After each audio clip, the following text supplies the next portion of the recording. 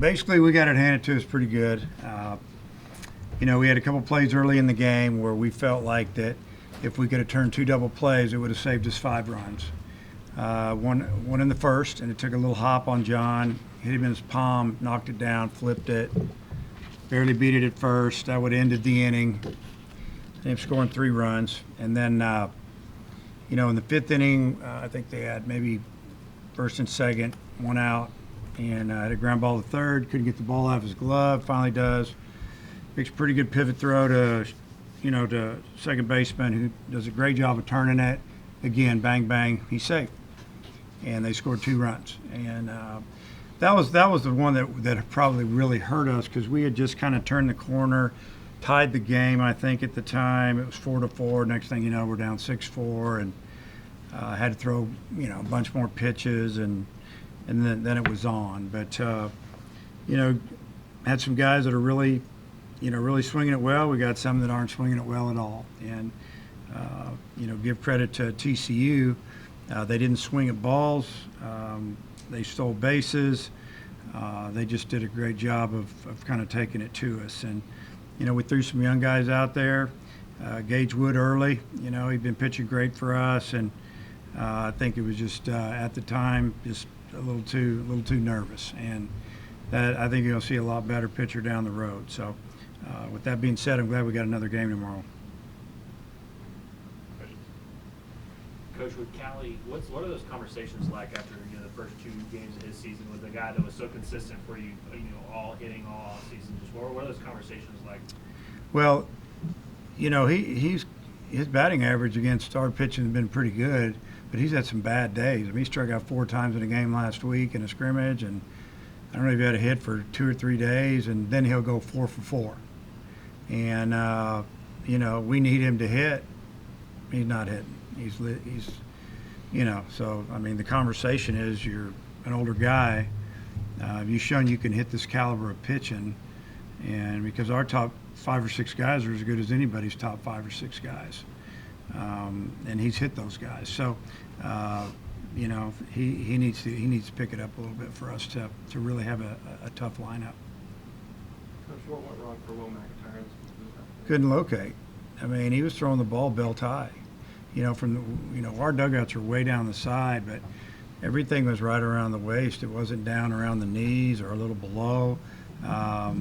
He was leaving the ball up where they could see it, and his thing is to start it out about belt high, and it ends up a lot lower, running and sinking, and then locating that fastball when they're looking for that cutter. And he just didn't do it. Even when he got ahead at 0-2, he gave up some hits because he just left pitches up.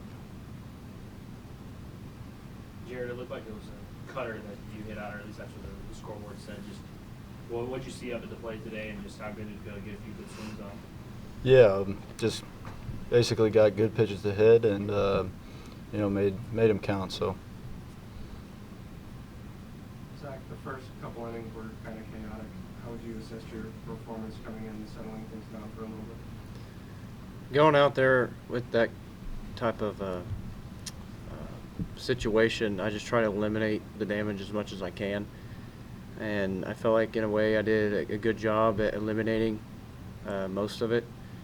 And we just needed someone to go in there and just put up zeros, try to give our offense a chance. So I felt like I did a pretty decent job at that.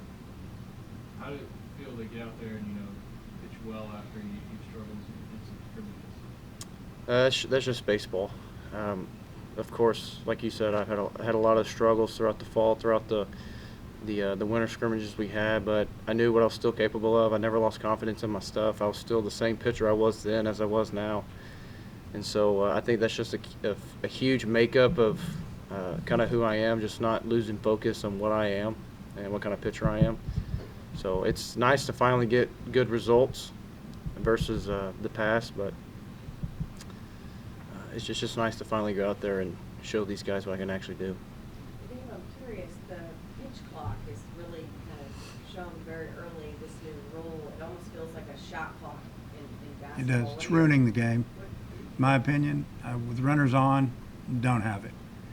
I think it takes away from putting in different type of coverages, or if you want to change one during an at bat, you don't have time. And it's not the same game.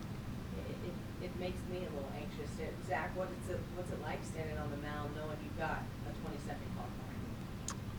I mean, I've always knew that I worked pretty slow, and for me as a pitcher, it lets me know that I need to work quicker. I mean, that's always a good sign of a pitcher is to work quick. Try not to let the hitters get comfortable up there. So sometimes it could be chaotic if you're not used to working fast, but at the same time, if you're a good enough pitcher, you got to adapt to it. But most of the time, it's really not an issue as a pitcher. It's just more of a hitter deal, especially if you're not in there in a certain amount of time. It's like it just takes away from the game. Like that pitch, that at bat, at that moment, I mean, it could change the game. So. Dave, did you feel like the pitch clock situation was helping TCU in the run game get things going a little bit? Well, if it's getting down to 3, 2, 1, and they're on base, they know our pitcher's got a pitch. They can kind of get a pretty good little start there. And we've talked about that this was going to happen. So, so we got to pick. You know, you just got to pick. Start it over. Pick. Start it over, and you know we'll start figuring out, and so will other teams, on how to handle it. But to me, it's, you know, we can be quicker pitching. That's not a problem. It's all the other things, the little things, you know, changing a play, want to put on a different bunt coverage. You know, you throw a pitch and you see what their base runners do, and you want to change your coverage. It's almost like you don't have time to do anything anymore. But for David, how happy were you with your approach against the starter, getting him out in the second inning? I mean, what did the first reliever come in and do to stabilize that? I thought we did a good job of getting his pitch count up again, just like we did yesterday. Fouling off a lot of pitches. The stuff's pretty good, but when he made a mistake, for the most part, we hit him and, you know, rattled him a little bit. I mean, he had a 3-run lead next, you know, and then it's gone for him. And you could tell he was frustrated. And then he had a 1-run lead. Then we had a home run and tied again. And but the reliever that came in, I mean, he just pitched. You know, if that board's right, he was throwing 90, 91 miles an hour with his fastball for the most part, and he spotted his changeup a little bit, and he had a decent breaking ball, but he didn't throw the ball over the middle of the plate, it's my guess. And, you know, we're way off to the side again. And we hit some balls hard, but there were some opportunities missed. Yeah, I'd say I think our approach was pretty good. We had a lot of deep ABs. You know, got his pitch count up like Coach said, and we hit balls hard, and some were right at people, and you know that's kind of how the game goes. So. All right, guys, appreciate it. Okay.